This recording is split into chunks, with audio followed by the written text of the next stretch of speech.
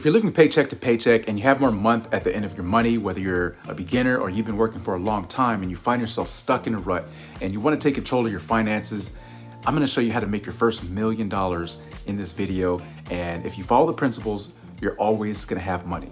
I remember when I first got started saving and investing, I struggled for many years. And the reason why was because I inherited the mindset of my parents and my peers when it comes to saving and investing. I inherited their fears about risk. And I inherited the things that they would say about money, about how scarce it was and how hard it was to get and how hard it was to keep. And it can be incredibly frustrating and seemingly impossible to achieve financial prosperity when you have all this negativity around you. So one of the biggest mistakes that I made growing up was accepting these ideas that money is scarce and it's hard to come by. But the very opposite of that is true. You just have to put yourself in the driver's seat and see yourself with the good that you desire so that you can reverse engineer that and then actually achieve it. So just because you don't come from a wealthy family doesn't mean a wealthy family can't come from you. So the first key that I want to share with you is to change your mindset and your relationship with money. So the things that you say about money, think about the things that you say about money. If you were to talk badly about somebody in their face, would you think they would want to be around you? Of course not. Then why do you say the same thing about money and wonder why you don't have any? Some of the things I used to hear growing up was, you think money grows on trees, or money is the root of all evil? Well, the very opposite of that is true. The true statement is, for the love of money is the root of all evil. And actually money does grow on trees because, last time I checked, trees are abundant. So when you catch yourself saying these things, you have to replace it with something positive. For example, money is good and I use it for good purposes. There's more than enough to share and spare. Money is infinite. Money is good. So when you change your mindset and your relationship with money, it's one of the best things that you can do. And it's helped me achieve so much prosperity and success. And so you can make this shift by hanging around other successful people. If you don't have that luxury, you can read books, you can watch videos like this. And believe it or not, 80% of your success comes from your mindset. So if you don't fix this, you're not going to do the necessary action steps to get you to where you need to be. So if you think about how many lottery winners are out there and how they end up going broke 5 years later, you're like, how do they do this? It's their mindset, because their mindset can't allow this abundance to flow into their lives. So they have to get rid of it and go back to the level that they're used to. So whether you're starting out and you just got your first job or you've been working for a long time, it's very important to always remember these 4 key principles when it comes to taking control of your finances. And if you do these principles, you're always going to have money. Whenever you get paid, if it's $10, $1, $100,000, it doesn't matter what the amount is. If you place your money in these 4 buckets, 10% to saving, 10% investing, 10% to charity, and then learn to live off the remaining 70%. So let's talk about the first bucket. When you save 10%, it should equal 3 to 6 months of expenses. Now, you might be uncomfortable with 3 to 6 months of expenses. You might want to bump those numbers up to 1 year. It depends on you. But this money should always be liquid in your account, not invested, because it's insurance on things that cost you money. For example, if something goes wrong with your car, then you have the money to pay it right away, and you don't have to sell a stock or something and then receive the money 3 or 4 days later. You can pay it right away, and then you don't have to use your credit card. And then once you reach that goal, then you can take that 10% that you would normally put in that bucket, and then you can put it towards a car or maybe a down payment on a house or something like that. But let's just say that you don't have any major purchases that you'd like to make. You could take that 10% that you would normally put in that savings account, and then you can throw it in your investment account, which we're going to talk about in a second. And then now you have 20% to work with your investment. So my first job, I used to work at In-N-Out Burger when I was 16. And I remember getting paid and realized that this is not as much money that I thought it was going to be versus how much I put in, because you're working constantly. And, I didn't think about, saving or investing. Even then, I didn't think it was worthy enough to start investing anyways, because I didn't feel like it was enough. But one of the major lessons that I learned was that if you don't manage a small amount, then how are you going to manage more? So it doesn't matter where you start from. Just start from where you are. I learned this concept from one of my favorite books. It's called The Richest Man in Babylon. And this concept talks about basically paying yourself first. And the reason why is that you hear stories of people that work regular jobs and they end up having millions of dollars, and you're like, how did they do that? And they worked at McDonald's or something. And it's just because they paid themselves first. So you receive, like $100, 10,000, doesn't matter what it is, you still pay yourself first. You pay yourself 10%.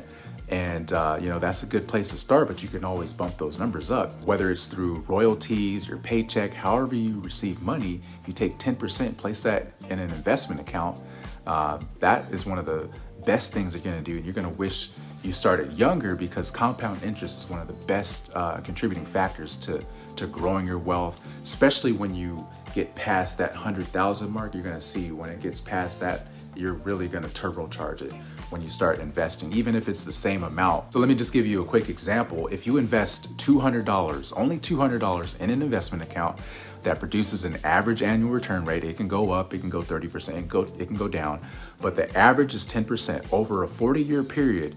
That's $1.2 million without having any change in your investment account, assuming you never got a raise. And that's probably impossible. But $200 a month for 40 years and you're going to be a millionaire. And you might be thinking, well, that's not that much money, because of inflation and whatever. Listen, $1.2 million is a lot more than nothing. So there's literally no excuse why you shouldn't retire a millionaire with the information that's out right now. And so one of the best things that you can do is start investing yesterday, but you can't do that. So you have to start today. And the best place to start is at least 10%. So I would encourage you to go and find a good fund. And the best way to do that is to find a fund that's been around for at least 30 or 40 years with a good track record of success. And of course, you can't predict that it's going to make 10% or, on an average annual return rate, but history does rhyme.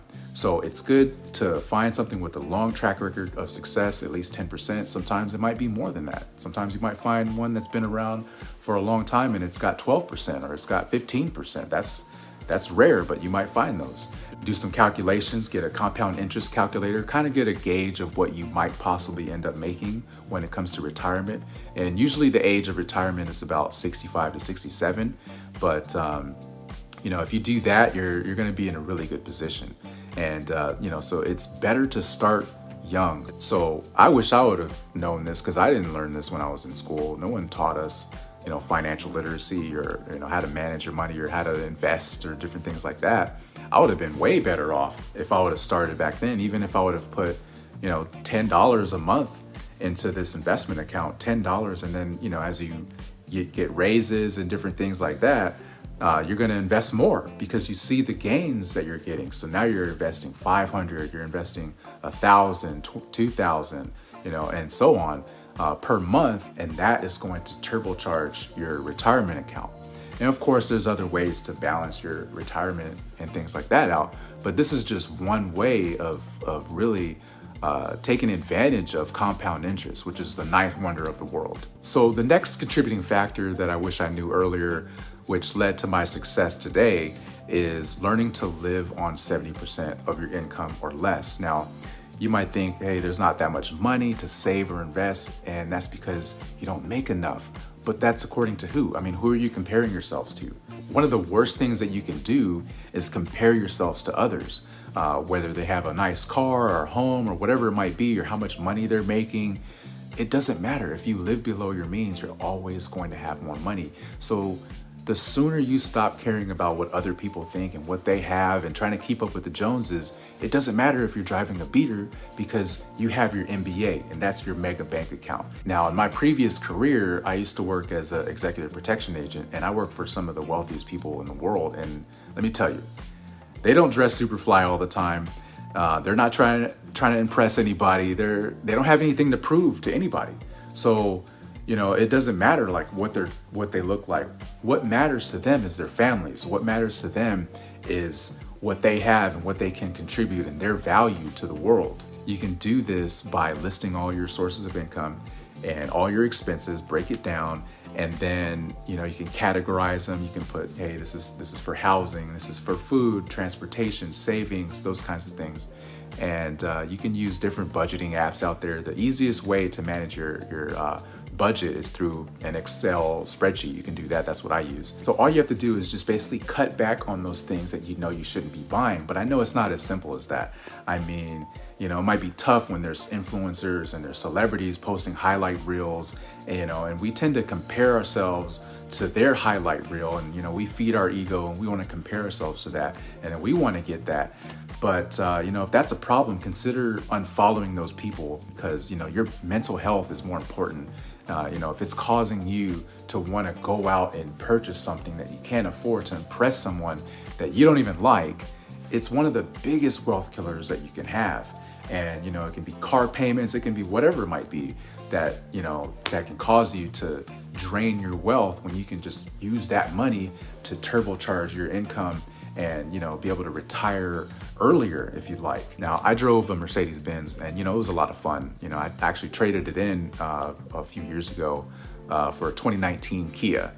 And it's not the best looking thing, because I can fall victim to this one-up culture as well.